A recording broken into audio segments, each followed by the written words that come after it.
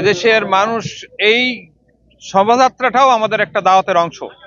আমরা নির্বাচনী ময়দানে আছি, নির্বাচনকে আমরা জিহাদ হিসাবে মনে করি। জিহাদের ময়দানে প্রদর্শনও একটি বিষয় এবং জনগণের কে আকৃষ্ট করার জন্য এবং সর্বোপরি এই মাধ্যমে সারা এলাকায় এই মেসেজটা আমরা দিতে চাই।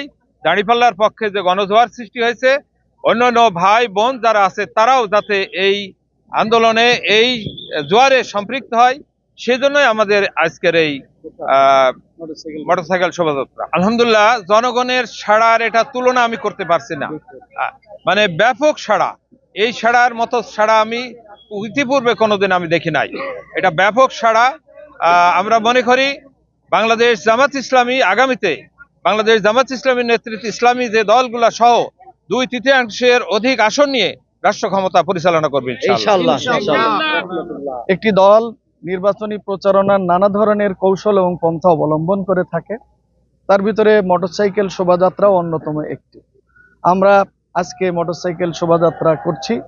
এর মাধ্যমে মিরপুর ভেড়ামারার মানুষকে আমরা জানাতে চাই, বাংলাদেশ জামাত ইসলামী, এদেশের মানুষ আপনারা যেভাবে আমাদেরকে সমর্থন করছেন, ভালোবাসছেন, আমাদেরকে ভোট দিবেন বলে আশ্বস্ত করছেন, আমরা আপনাদের পাশে আছি এবং ভবিষ্যতে নির্বাচিত হয়ে আপনাদের পাশে থেকে খেদমত করব, এই বার্তাটা মূলত এলাকার মানুষকে আমরা আজকে দিতে চাই।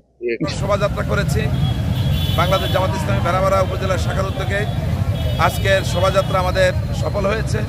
আমাদের সাথে এমপি নমিনি আব্দুল গফুর সাহেব ছিলেন, দাঁড়িপাল্লা প্রতীকে তিনি সামনে নির্বাচন করবেন। আলহামদুলিল্লাহ, আমরা যা কল্পনা করেছি তার চেয়ে বেশি আমরা আজকের অংশগ্রহণ পেয়েছি এবং সাধারণ জনগণে অনেক সাড়া পড়েছে। আশা করা যায় ইনশাআল্লাহ আগামী দিনে দাঁড়িপাল্লা জিতবে এবং সেই জন্য আপনাদের দেশবাসীর কাছে, সকলের কাছে আমরা দোয়া চাই। যত দিন যাচ্ছে ততই বাড়ছে আমাদের সমর্থন, তো এতে বেশ আলহামদুলিল্লাহ খুবই সমর্থন পাচ্ছি।